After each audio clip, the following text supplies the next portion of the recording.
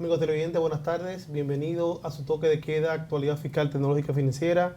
Y en otro domingo más de actualidad fiscal tenemos la visita de un invitado especial, coordinador de participación ciudadana, pero sobre todo experto en materia impositiva, un amigo que queremos y respetamos mucho. Nicolás. Sí, así es, Mato. Muy buenas tardes, amigos televidentes. Tenemos la participación de José Abreu, quien es coordinador general de participación ciudadana, pero además José es un experto en materia de tributación. Mi ex profesor también. Y sobre todo sobre la ley de fideicomiso, que es algo que está en la palestra pública. Buenas tardes, José. Bueno, querido, bienvenido. Muchísimas gracias a ustedes por la invitación, Ramón, José Nicolás. Para mí es un placer compartir con ustedes, colegas y amigos. Nosotros un verdadero honor que usted esté compartiendo con nosotros.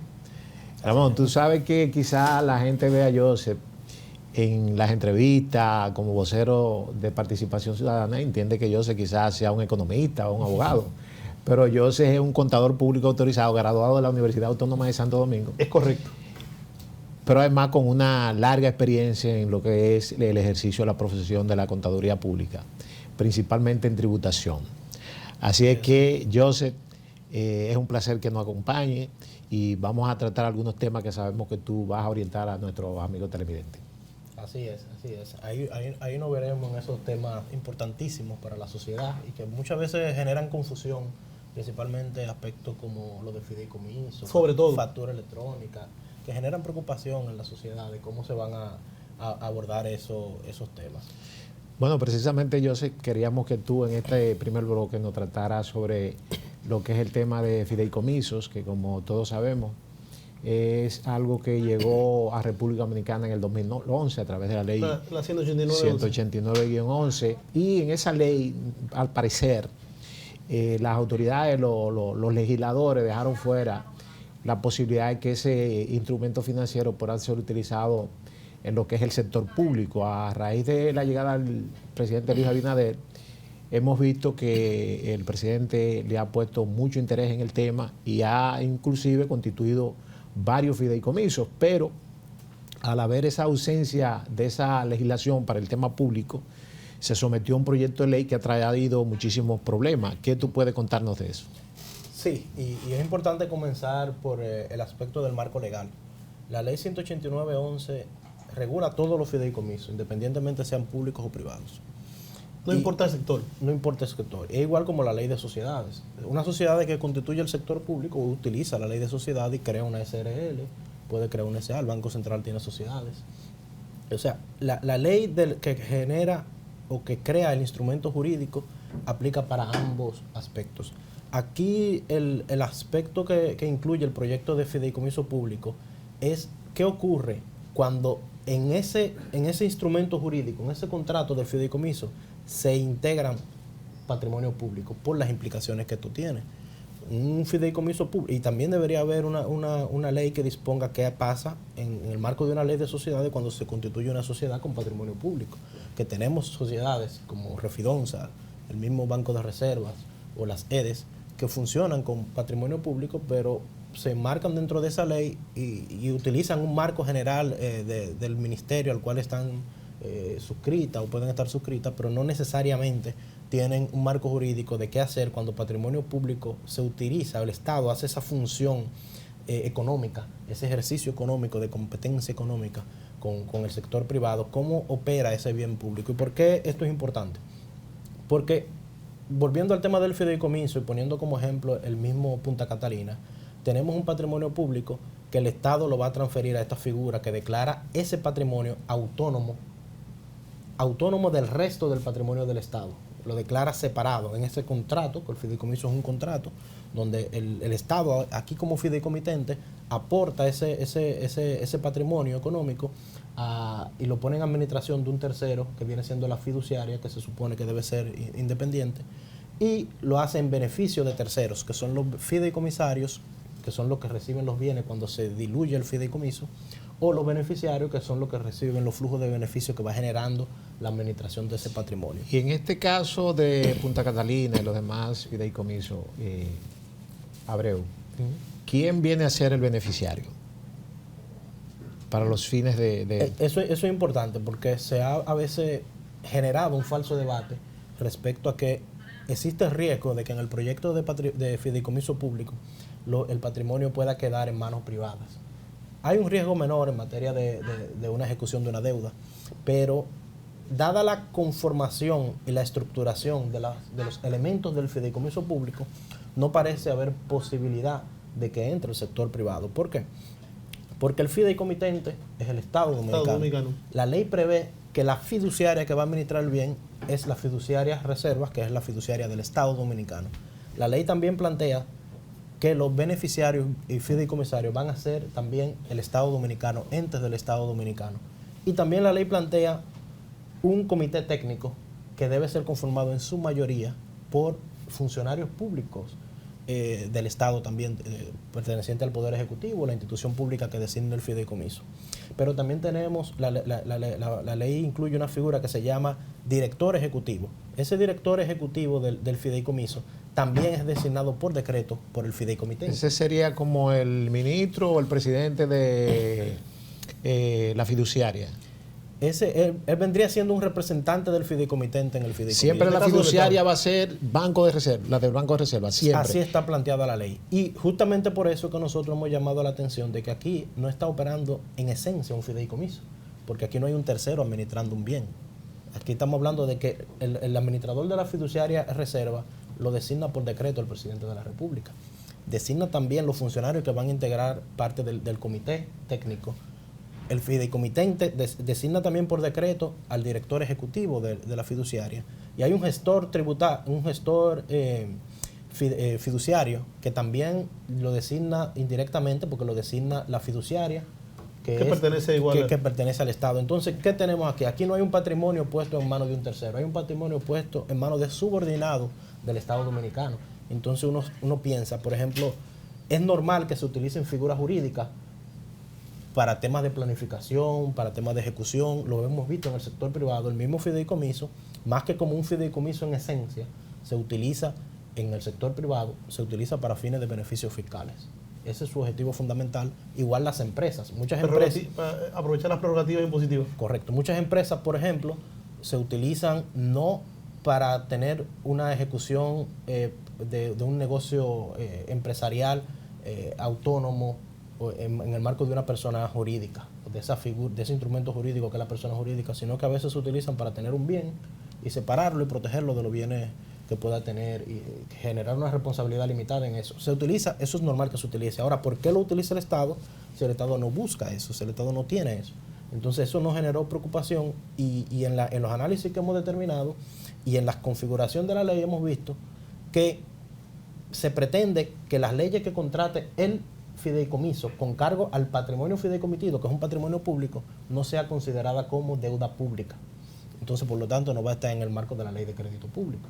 Pero también se pretendió en su momento, en la parte inicial, que no se aplicaran los regímenes de la ley de compras y contrataciones. Ya, gracias a la presión social y a los diferentes posicionamientos, se logró que en la última modificación que se hizo del proyecto, ya sí se incluyera específicamente que debían estar las compras en el marco de la ley de compras y contrataciones públicas, porque así lo dispone la ley 340-06.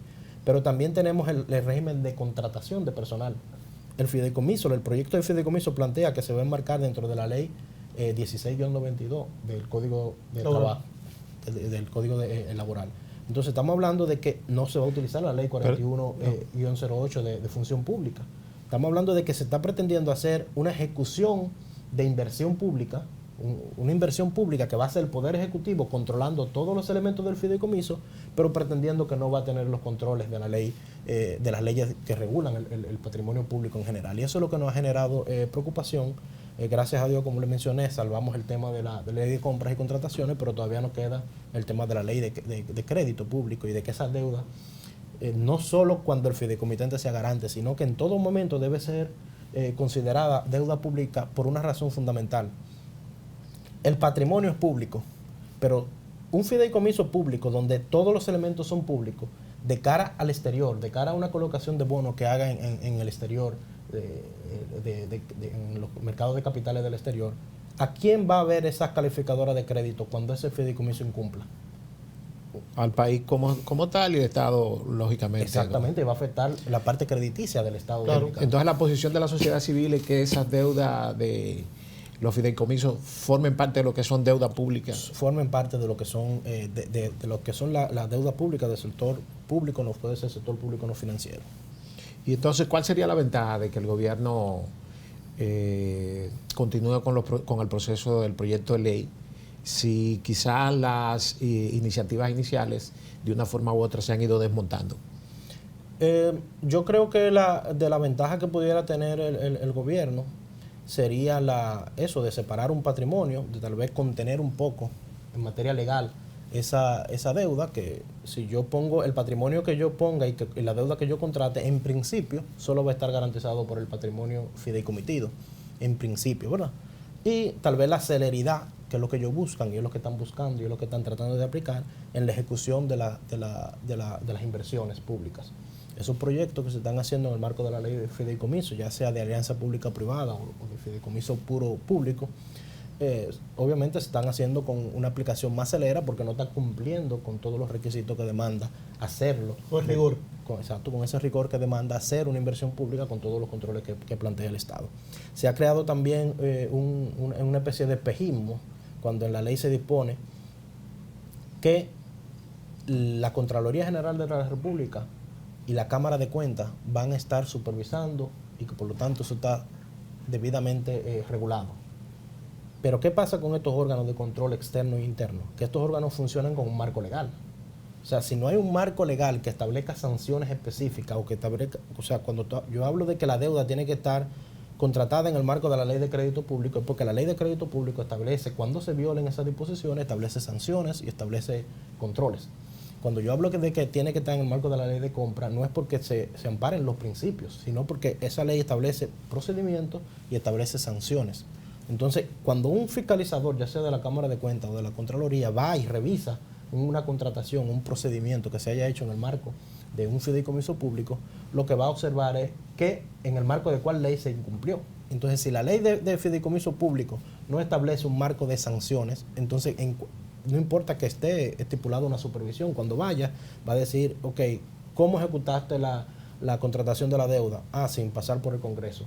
Ah, perfecto, pero la ley tampoco decía que tenía que pasar por el Congreso, por lo tanto, no pasó nada. Pero lo que pasa, yo sé que tanto la ley 1007, que crea la Contraloría General de la República, como la 1004, tienen sanciones por incumplimiento.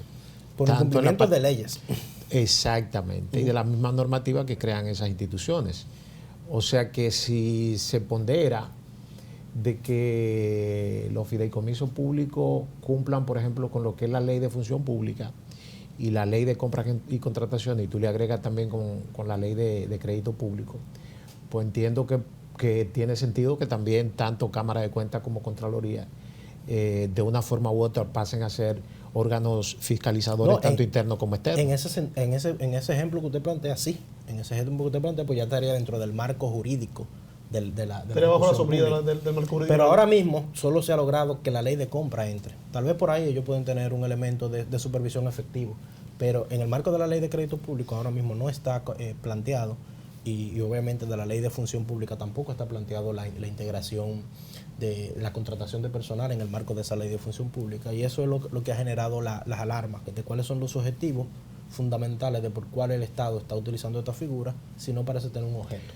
Pero mira, yo leí una sentencia del Tribunal Constitucional precisamente respecto a un recurso que sometió el Banco de Reserva en contra de la Cámara de Cuentas, en la cual el Banco de Reserva quería alegar que como es un órgano extrapoder constituido constitucionalmente... El Banco Central. El Banco Central, perdón. La Cámara de Cuentas no tenía competencias y sometieron un recurso al Tribunal Constitucional. El Tribunal Constitucional falló en el sentido de que la propia Constitución establece que si las instituciones que manejan fondos públicos y la misma ley de Cámara de Cuentas, inclusive entes privados, si reciben fondos públicos como son la ONG, como son los partidos políticos, la Cámara de Cuentas tiene competencia para... Bueno, vimos a la Cámara de Cuentas auditando el Colegio de Abogados justamente porque recibe fondos públicos. Exactamente. Entonces creo que ahí esa discusión no tendría muchas dificultades. en términos de lo que es tanto la fiscalización de Contraloría y Cámara de Cuentas. Claro, es lo que tú planteas, tienen que estar incluidos dentro de lo que es el proyecto de ley, Correcto. para no crear una contradicción y algo que quede en el aire. Sí, efectivamente. Y nada, esos son los aspectos que en materia de fideicomiso público a nosotros nos ha generado principalmente preocupación desde la sociedad civil, y hemos llamado la atención de que se revise las intenciones que procura el Poder Ejecutivo. Yo entiendo porque históricamente los políticos en general han pretendido o han visto como trabas las leyes de que controlan la administración Los pública. mecanismos de control. La misma ley de compras y contrataciones, bueno, poniendo ese ejemplo del Banco Central y la misma Junta Central Electoral, que también lo planteó, quisieron o lograron que ellos no estuvieran adscritos sus procesos en el marco de la ley de compras y contrataciones, y que ellos van a establecer un propio reglamento, como lo plantea. ¿Qué pasa basado en los principios de la ley de compra? Que cuando tú tratas de garantizar los principios de la ley de compra, terminas estableciendo los mismos procedimientos que establece la ley de compra. Y los reglamentos terminan pareciéndose a la misma ley de compra. Y ahora mismo esa que es simplemente una formalidad para decir no me aplica a la 340. Exacto, y no tiene un sentido lógico en la solicitud, porque tú garantizar los principios, tú tienes que hacer una licitación pública para garantizar la transparencia. La transparencia, El debido proceso. La publicidad. La publicidad. O sea, para tú garantizar los principios, tienes que utilizar esos procedimientos, no hay otros. Son esos procedimientos, o una subasta inversa, o un sorteo de obras, Es correcto. o una subasta pública. En nuestro segundo bloque vamos a hablar un poquito de lo que ha sido las experiencias de los fideicomisos públicos en Centroamérica, por ejemplo, en otros países, y ver qué tanto podría aplicar eso en República Dominicana. Volvemos en breve.